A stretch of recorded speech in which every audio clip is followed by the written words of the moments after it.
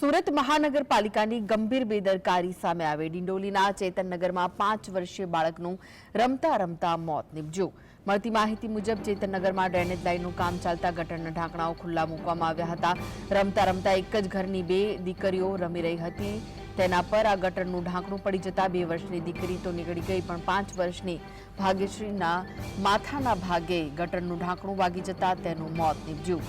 જે બાદ બાળકીને બચાવવા માટે વ્યક્તિઓએ પ્રયત્ન કર્યો હતો, પણ તે વ્યક્તિને પણ પગના ભાગમાં ફ્રેક્ચર આવ્યું હતું। ઘટનાની જાણ થતાં જ બાળકીને તાત્કાલિક ધોરણે પરિવાર દ્વારા ખાનગી હોસ્પિટલ લઈ જવામાં આવી, જ્યાં ફરજ પરના તબીબોએ બાળકીને મૃત જાહેર કરી। હાલ ડિંડોલી પોલીસે સમગ્ર મામલે વધુ તપાસ હાથ ધરી છે। તો સુરત મહાનગરપાલિકાની ગંભીર બેદરકારી સામે આવી છે, જેના કારણે એક માસૂમ બાળકીનું મૃત્યુ થયું છે। ડિંડોલીના ચેતનનગરમાં 5 વર્ષની બાળકીનું રમતા રમતા મૃત્યુ થઈ ગયું। ડ્રેનેજ લાઇનનું કામ ચાલી રહ્યું હતું, ગટરના ખુલ્લા ઢાંકણામાં બાળકી પડી જતા તેનું મૃત્યુ થયું છે। બાળકીને બચાવવા જતા એક વ્યક્તિને પણ ગંભીર ઈજાઓ પહોંચી છે।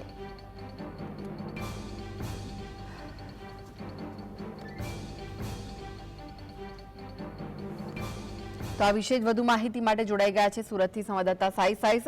તંત્રની બેદરકારીના કારણે માસૂમ બાળકીનું મોત થયું છે, શું વિગતો મળી રહી છે?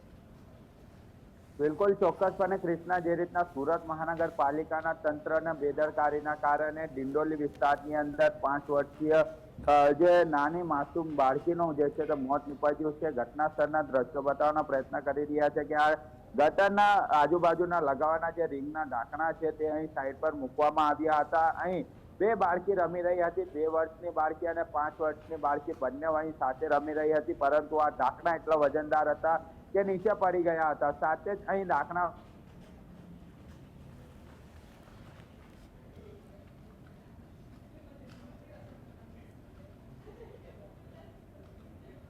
પરિવારમાં અત્યારે રોજન કરી રહ્યો છે। એટલું જ નહીં, પરંતુ જે રીતના દ્રશ્યો હાલ જોવા મળી રહ્યા છે, પરિવાર અત્યારે 5 વર્ષનું બાળકી અત્યારે તેમના વચ્ચે નથી રહી, તેના કારણે અત્યારે પરિવાર હૈયા પાટ રોજન કરતા નજરે પડી રહ્યું છે। આપણે પરિવાર જોડે પણ વાત કરવાનો પ્રયત્ન કરીશું। ક્યાં હુઆ થા બેન? ક્યાં હુઆ બેદરકારીના કારણે અત્યારે પરિવાર હૈયાબાટ રધન કરી રહ્યું છે, કારણ કે તંત્રની કાયમ જ ભૂલ હોતી હોય છે અને માસૂમ બાળકીઓના ભોગ લેવાતા હોય ત્યારે કામગીરી ચાલી રહી હતી, તો કોર્ડન શા માટે ન કરવામાં આવ્યું? નાની બાળકી હતી, તેને કઈ સમજ ન પડી હતી, પરંતુ પ્રમુખ આપણી જોડે ઉપસ્થિત છે। તમે જણાવજો, સુરત મહાનગરપાલિકાની બેદરકારીના કારણે એક માસૂમ બાળકીનો ભોગ લેવાયો છે, શું કહેશો? બેદરકારી એટલી છે કે ડ્રેનેજ કામ ચાલી છે, તો જે તમારું સામાન છે થોડું સેફ્ટીમાં મૂકવું જોઈએ, કે રેસિડેન્સ એરિયા છે ત્યાં બાળકો નીકળતા હોય, આવાજવાળા નીકળતા હોય તો તકલીફ થતી હોય, એટલે તમારું વસ્તુ જે છે એ કેસમાં રાખવી જોઈએ।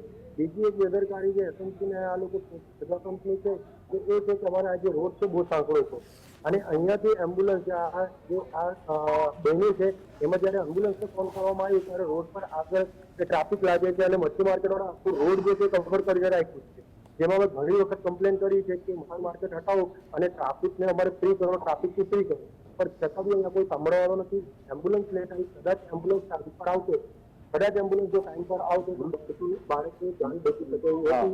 અને બીજું કે એમ્બ્યુલન્સ નહીં આવી, અમે લોકથી એમ્બ્યુલન્સમાં તમે અહીંયાથી અમારી વ્હીકલ પર લઈને જતા હતા ત્યારે બી ટ્રાફિક અમને નડી છે, આખું રોડ પર કવર છે, એ તમે જોઈ શકો। બિલકુલ ચોક્કસપણે ડ્રેનેજનું કામગીરી ચાલી રહ્યું છે તે આપણે દ્રશ્યો બતાવવાનો પ્રયત્ન કરી રહ્યા છે કે આજ ડ્રેનેજની કામગીરી તમામ સોસાયટીની અંદર ચાલી રહ્યો હતું અને જે રીંગ જે છે ઢાંકણા મૂકવામાં આવ્યા છે તે ખુલ્લા મૂકવામાં આવ્યા હતા।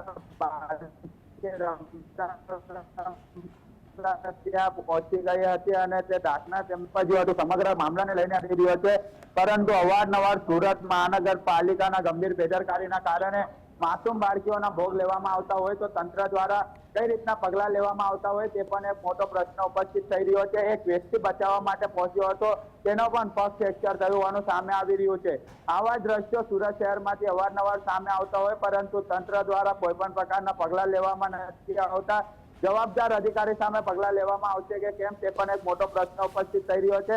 જો ગટરની કામગીરી ચાલી રહી હતી તો જે ઢાંકણા સાઈડ પર મૂકવામાં આવ્યા હતા તે કોર્ડન શા માટે ન કરવામાં આવ્યા તે પણ એક મોટો પ્રશ્ન ઉપસ્થિત થઈ રહ્યો છે। સુરત મહાનગરપાલિકાના કમિશનર શાલિની અગ્રવાલને જવાબ આપવો પડશે, મેયર દક્ષેશ માવાણીને જવાબ આપવો પડશે, કારણ કે અત્યારે પરિવારની વચ્ચેથી 5 વર્ષીય બાળકી અહીંથી અત્યારે નથી રહી, તેના કારણે અત્યારે પરિવાર પણ એક હૈયાભાટ રુદન કરી રહ્યો છે, કારણ કે જે રસ્તો જે છે તે પણ ખૂબ જ નાનો રસ્તો છે, એમ્બ્યુલન્સ પણ આવવા માટે રસ્તો નથી.